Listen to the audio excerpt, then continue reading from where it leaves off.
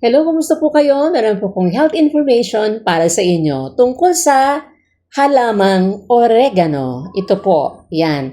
Alam ba natin na itong oregano ay hindi lang po simpleng pampalasa sa ulam, kundi ito po ay isang halamang puno ng benepisyo para sa ating kalusugan. Una, panlaban po ito sa ubo at sipon.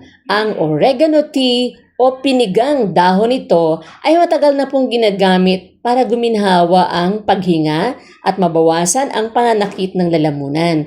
Ito po ay mayroong natural na antibacterial at anti-inflammatory properties. Meron po itong sangkap na tumutulong laban sa bakterya at pamamaga, kaya makakatulong po ito sa lagnat, pananakit ng katawan at impeksyon.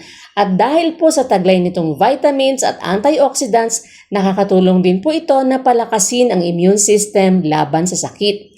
Ito po ay suporta rin sa ating digestion. Ang oregano po ay may natural oils na nakakatulong sa pagtunaw ng pagkain at pagpapanatili ng malusog na tiyan.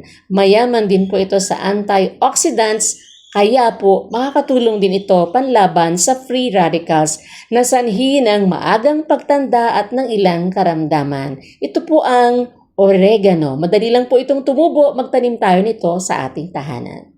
Salamat po!